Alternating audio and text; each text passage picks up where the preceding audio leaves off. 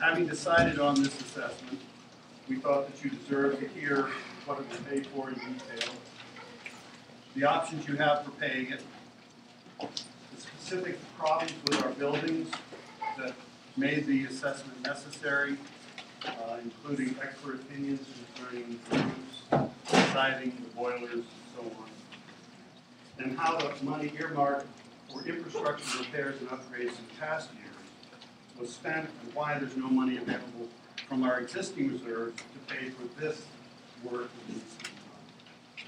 So that's what we are, that's what the board called this meeting to share with you. Here are the things that we can't do today. I've told the board in the intervening weeks since we voted on this assessment in July. With some of the complaints that I've received, I've been getting emails from a variety of sources and phone calls and so on, some of which were less successful because I was out of the country so late last night. But and not because I was trying to avoid all these lovely emails and all these interesting proposals. It's actually sort of stimulating, and I frankly have to say at the outset how pleased I am to see so many of you interested in doing something about the problems in this community.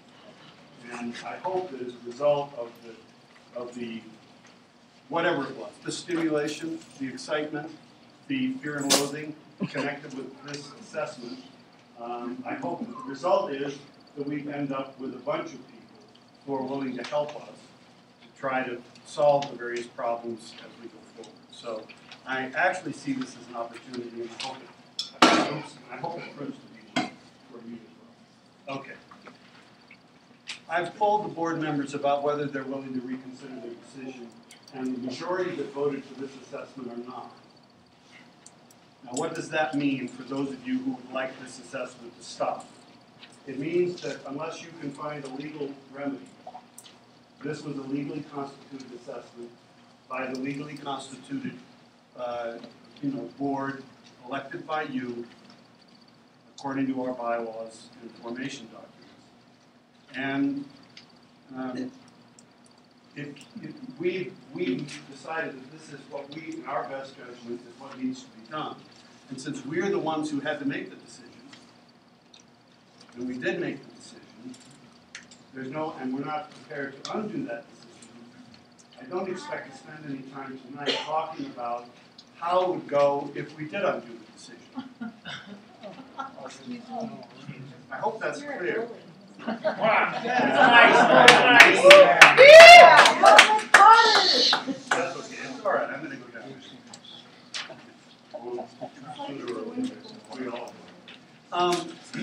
Now, let me say that with that in mind, there are some related issues which I do think we could be talking about tonight, but tonight is not the time for it. Issues about how we've managed this property over the years that I've lived here and before are salient to where we are now. And this board, I said to the board in the meeting when we made the decision, that it seemed to me that one thing we owe you is a reevaluation, top to bottom, of our budget and how we're spending our money going forward. We can't really do anything about how the money was spent in the past. We can't recover that money. I wish we could. I'm sure, given that this place has been managed largely by unprofessional volunteers, it could have been done better than it was. Practically, well, even my own budget last year could have been managed better than it was. So I know that this budget could have been managed better. But we're prepared to seriously reevaluate both how we manage this place and how we proceed in addressing the ongoing concerns with the money that we take in from you each month in dues. Because one way that we may be able to ease the pain of this assessment is by finding ways to pull more money out of the annual budget to devote to the kinds of emergencies which led to this assessment, so that we don't have those emergencies in the future, because we would have larger reserves. One of the things I've done since the July meeting was to talk to some professional managers here in Denver and describe some of the the state of affairs, how big an HOA we are, the kind of money we have available, the size of our annual budget. And I was told that our reserves were inadequate when I joined this board. And when I joined the board, I was told repeatedly by many different people that we had the best looking reserves of any HOA anywhere in the, in the Rocky Mountain West, or something roughly like that. Scope, but it was something like that. But probably the reason that our reserve looks so good is because we're a very, very large community, 278 units. $300,000, $350,000 in reserves. If you have to pay for things like boilers that fail, water mains that fail, it's not really adequate. And what I think we're coming to find out as a result of the last 2 years of trying to gradually deal with a growing set of infrastructure emergencies is that we have not been well prepared. Okay. Now, what I thought I would do first is to just tell you a little bit about exactly how we got it right here with this assessment. And this is not going to be a history lesson going back to when the first board met here in 1970, but rather is just going to go back about 1.5 years. We've known for at least since the time Barney came, replaced Carol as the managing agent, when we started having roofs leaking so badly that they were causing ongoing damage to interior units in 2 of our buildings, that we had problems with our roofs. We already knew about problems with the siding, and we undertook a multi-year project involving increased dues that we hoped would go to pay for replacing the siding in all our buildings. We were told then that the substructure of the buildings depends on the health of the siding. This is not a cosmetic issue. This is not painting the fence so that it would be prettier, backdrop to the yard. This is to protect what amounts to the real structure of the building, other than the foundations. The building is the foundation, the load-bearing beams, the external wood paneling, and the roofs. And the siding protects that interior structure. And ours is sufficiently worn on most of the buildings on campus that there are many places where you can push your hand through the siding into the interior wood. When we first replaced siding, there was some evidence of wear and tear on the substructure, but it looked like it wasn't bad enough that we had to do more than replace a few boards here and there. But that was, how many years ago? 6 years ago, when we first started doing this. The siding really does need to be done. The roof emergencies were what got us, I'd say, marshaled our forces about 1.5 years ago. And initially we tried what we had been doing in the past, which was to patch the roofs. We had Bradley Brothers come in and do quick patching. The problem was that the patching didn't work and patching cost money. The upshot of that sequence of efforts to do what we'd always been doing resulted in about $70,000 in damage to interior units in 2 of our buildings. And that was $70,000 that wasn't budgeted. And it didn't pay for a single board, a single piece of EPDM on a roof to protect us from future leaks. So that was over and above the cost of replacing the roofs in those 2 buildings, so that we would not have those expenses in the future. And we have other buildings which have not had their roofs replaced, and they're leaking. Even as little rain as we've been getting, we've gotten some leaks anyway. That should alarm you. Okay, so last winter, and those of you who came to the annual meeting last year, or read the letter I sent out at the end of the year, know that we instituted a 5-year plan in response to the problems with the roofs, the ongoing need to finish the siding project, and the idea was that we were going to do it incrementally. We were going to raise dues just a bit each year for 5 years, and with that extra money, we would gradually complete all the roof replacements, all the siding replacements, and the 2 boiler replacements that we anticipated we would have to make in the next 2 years, 2 to 3 years. Unfortunately,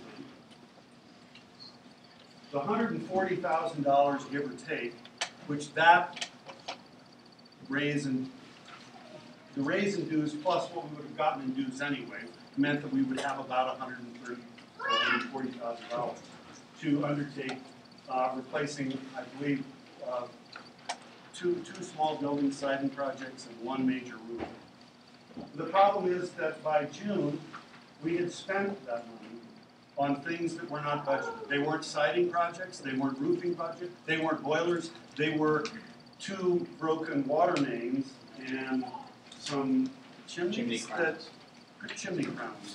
And if you want to know about the chimney crowns, I'll have to defer to Barney because I don't know much about that. But the water main was the big one. Now, what that did was, by June, we had spent the money we'd set aside, and our cash reserves were the lowest they've been since I bought my condominium in 2003, and we're right at the edge of the legal requirement according to our formation document. So the board realized they had an emergency. And if we didn't, so one thing we could do is to not fix these things. But if we did that, the chances that we wouldn't have an additional emergency that wasn't a roof, that wasn't siding, and would cost us another $110,000 to $140,000 is just as live and real now as it was last year at the end of November when we decided on the budget and the raised dues and the 5-year plan, which I presented to you at the annual meeting last year, earlier this year. So we looked hard at this. We talked to the roofing experts again, and we talked to the siding company, and we came up with a plan which is partly facilitated by the fact that the siding company, eager for our business, is willing to front us money to do work sooner at no interest. How long that will last, I don't know, but I do know that when they first offered it to us, they were offering it at a lower rate than they're currently offering it. They offered it originally on a 7-year payment plan, which would be sweet as hell, but they have reduced that to 3 years just in the 6 weeks since that transpired between the time when they made the offer and when we decided on the assessment and could tell them that we were going to have the $50,000 they required to begin the project, to sign the contract. 6 months, not 6 months. Oh, 6 months, okay. But in any case, so you get the general picture.